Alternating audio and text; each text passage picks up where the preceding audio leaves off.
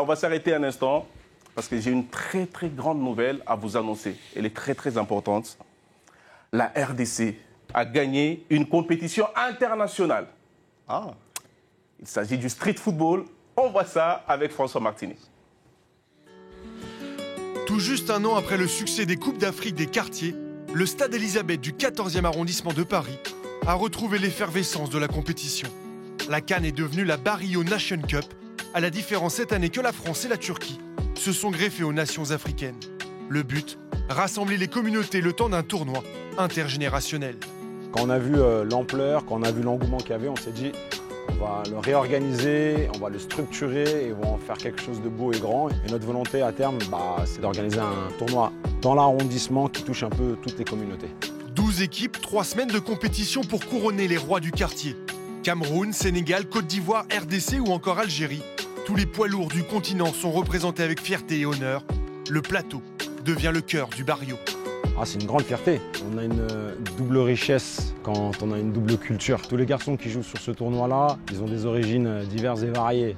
Il y a des Congolais, des Ivoiriens, des Sénégalais, des Maliens, des Guinéens, des Turcs, des Algériens, des Marocains, des Tunisiens. Et le fait de jouer pour leur pays d'origine ou le pays d'origine de leurs parents, c'est quelque chose de fort. C'est le pays, c'est la nation, c'est tout. T'as envie de tout tuer. C'est pas tout le temps qu'on peut jouer pour sa nation. Ça change un peu des matchs de quartier.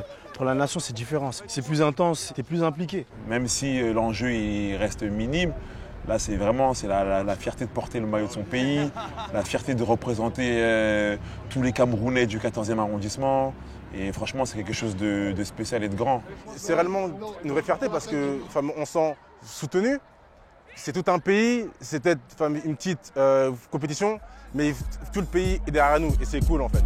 Double culture, origine, nationalité, un cocktail détonnant qui n'échappe pourtant pas aux clichés des clichés. Une anecdote que j'aime beaucoup et qui montre que notre tournoi, il y a 90% d'équipes africaines, c'est qu'on n'est jamais à l'heure. T'as beau leur dire coup d'envoi 19h, nos amis africains, eux, ils vont venir à 19h, ils vont aller en tribune, ils vont papoter entre eux, ils ne s'échauffent pas, ils prennent leur temps. Et à 19h30, avec juste une demi-heure de retard, on commence nos matchs. Donc ça prouve bien qu'il y a 90% d'équipes africaines.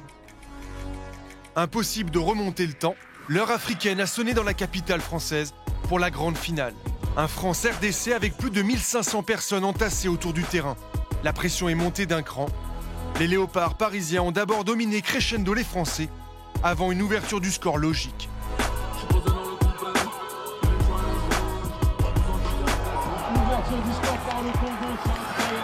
1-0 à la pause, avant l'humiliation totale.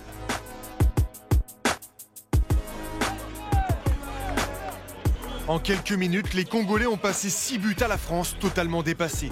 6-0 score final, ils succèdent au palmarès au Mali. Un dernier film ou général, clap de fin de la première édition de la Barrio Nation Cup.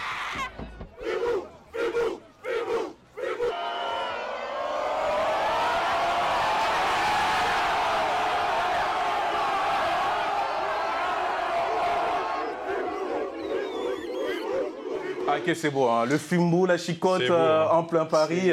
Je sens le cœur de Charles palpiter. Ouais, ça n'arrive pas tout le temps de voir la RDC gagner un grand tournoi international. Donc.